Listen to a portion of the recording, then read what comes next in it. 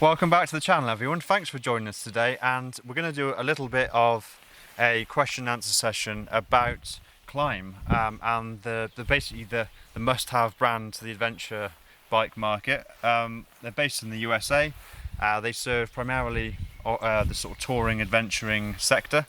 So I'm sat here in my Alpinestars Alpine Tourer, which is a slightly older version of the suit, and I've got, again, Andy, you might remember him from the previous video about the BMW GSA, so if you are interested in a Klim suit and this wonderful GSA behind us, then go and check out that video, and I'll put a card in the top corner. But specifically today we're going to focus on the apparel, should we say, that Andy's opted for, and he's similar to his bike, he's gone for the high-end option, and I think it looks great, but obviously we'll hear why Andy chose this particular suit. He's also got the BMW boots as well, but perhaps we'll keep that for another video. Specifically about the suit, yeah, I mean, tell us about your experience. You've gone for the Klim. So again, right, when people start researching this, they look at reviews, you know, hey, top 10 touring suits, adventure suits. And again, I landed on this and I said, I don't know the brand. They have real rave reviews. Yeah. Let's take a look. So one of the main reasons I went for this was it's actually laminated Gore-Tex. I didn't like the idea that when I'm riding, I have to stop, put a shell layer underneath or something like this. So, you know, laminated Gore-Tex basically means that it's completely waterproof from the outside. And this was by far the main reason I went for this. And of course, there are a host of other options which you can see on the website. So of course, there's a host of other options you can see on the website, but in general, tons of storage, pockets everywhere, right? Laminated Gore-Tex, but you think, okay, when it's not raining, what about staying cool? It actually has tons of these vents everywhere, lower foot, upper wrist, upper wrist, chest, and back. And I've had this, I think, riding on a 30-degree day, and I found I stayed very cool. That's Celsius for our American viewers. Yes, yeah. So I stayed very cool, so I found it very, very comfortable. I also went for it because safety rating was also very high.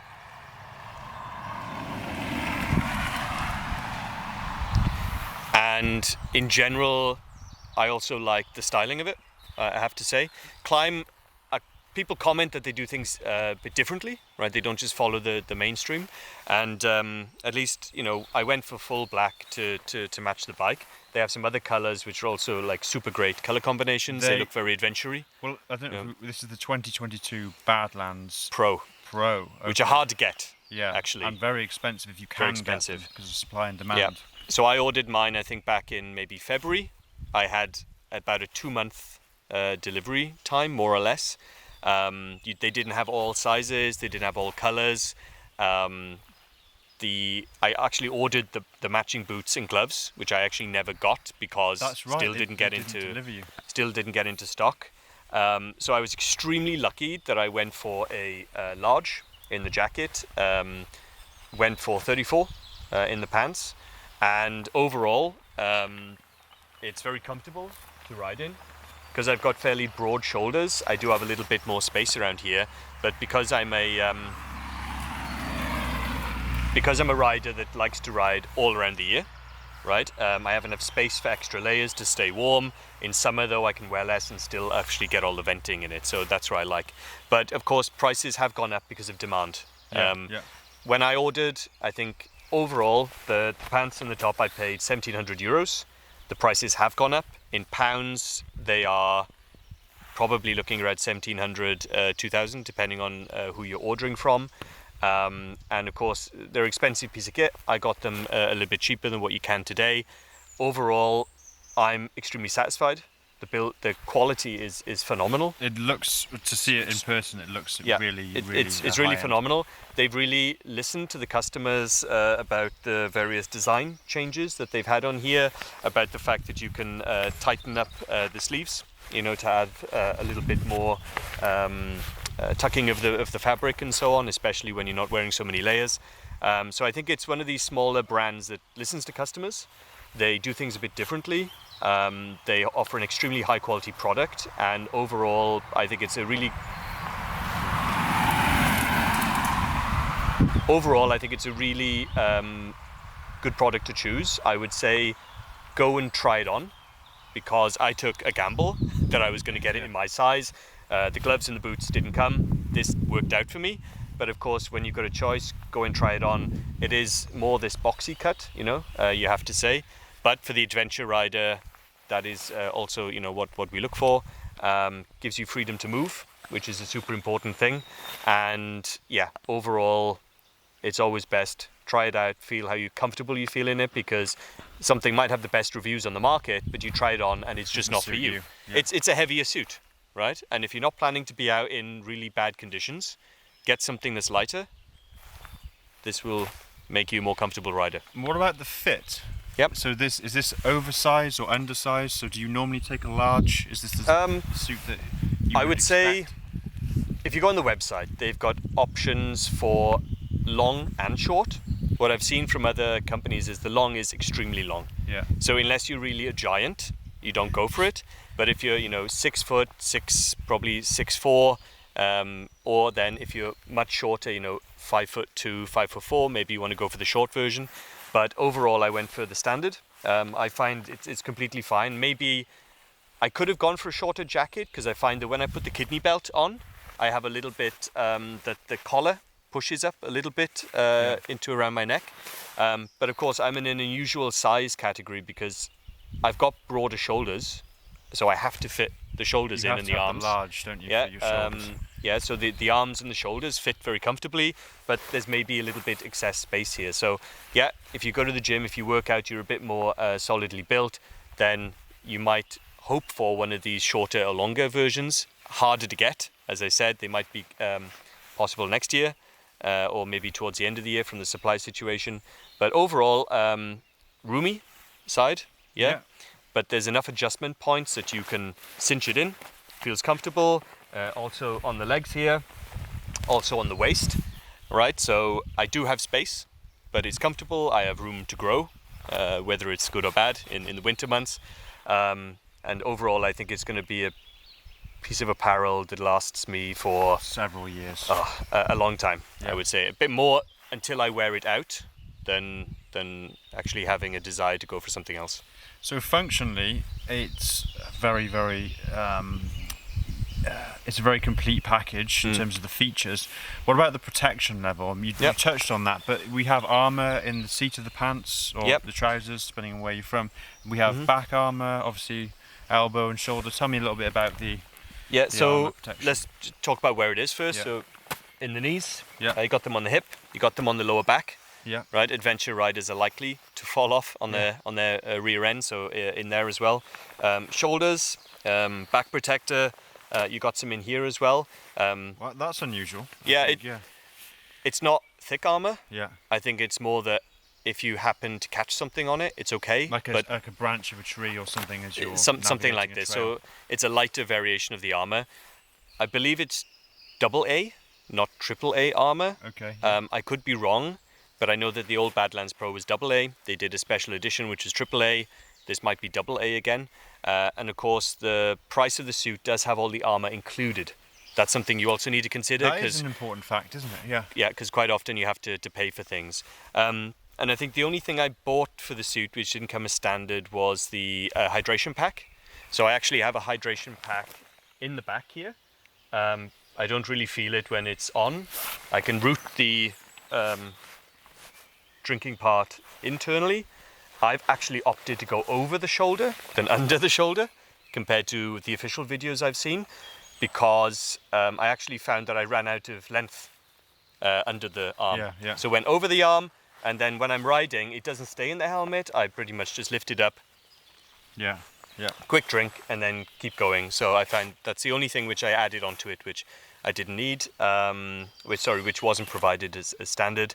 And this is the kind of main parts that I had.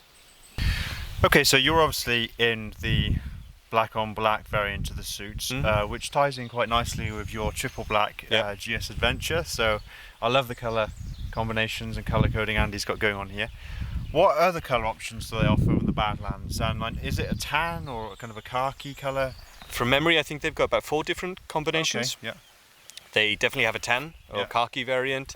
I believe they've also got like a whiter variant. Yeah. They've also got, I think, an orange and blue Oh, variant. so very outlandish and Yeah, so more this adventure look. Yeah. And I've seen videos with people with different combinations, and they all do look great. Yeah. You could wear them on a black bike, no one would say a thing, and actually that contrast is very cool, right? It's the same thing when you get your bike, you add the stickers to the boxes as you've traveled around the world. Yeah. You're going to have a little bit of different colors on there, and you know, I think that I would have gone for a khaki suit if I hadn't gone for this one. This happened to be in stock as well. Yeah. Right, Yeah. this is another reason I went for it. Yeah. Okay, so should we talk about the boots that complement your suit? Yep. So again, because I couldn't get the Klim boots, I went for a pair of BMW boots from the dealership. They are full leather, as far as I know. They have the standard kind of clip adjustments. When you look at the Klim boots, they have a different fastening method. And they come up to, under your suit, they come up to just below the knee? Yep, they come up to here. Main criteria was Gore-Tex, well, fully waterproof. You can get off the bike and you can actually go for a walk. Yeah. Right, so I find them super comfortable for that. And, you know, as I said, the price was also very good. I think these I paid maybe, I think about 300 euros. Yeah. The Klim boots were 450 to 500 euros. So there's a bit of a jump up, isn't it? It's quite a big of a jump, but I went for them and I haven't been disappointed for the kind of riding that I do. And I also went for BMW Gloves again because I wanted something Gore-Tex. I couldn't get the Klim ones. Price-wise, they were quite good. And what I like about the BMW Gloves actually is they're a summer glove, and I'd say something that's appropriate when it gets colder, because they have a that's right. You told me about this. Yeah. They're a very innovative design, aren't they? Perhaps explain that a little bit, because it took me a Yep. while to get actually how that works. So let's take a look at them.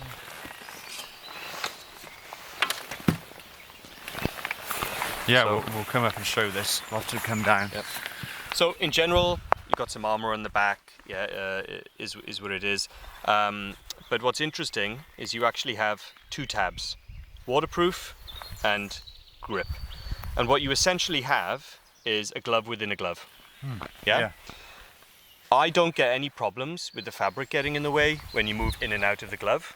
But what you do get is very good feel when you go for the grip section. Yeah, it's so two non-waterproof. compartments then, I guess. Good ventilation, very good feel, touchscreen, finger and thumb. On the left one, you've got a rubber piece for clearing the water off the visor. It's good options for fastening. Sits quite nicely underneath. But I really find this quite a cool design. You can move very quickly into the waterproof. Of course, little less feel. Yeah, bit more of a thicker glove. And then you've got a fully waterproof glove. So I went for that in the end. I'm also super happy with it. But you've also got armour on the pad of the hand and just by the wrist, and also you've got knuckle armour as well. Yeah, this is a pad, this is armour, yes. But I find it very good glove. I think I paid 160 euros for it. Again, the reviews are very good. You don't see many reviews because maybe they're a bit new. They've got two variants of this one, the dual usage glove.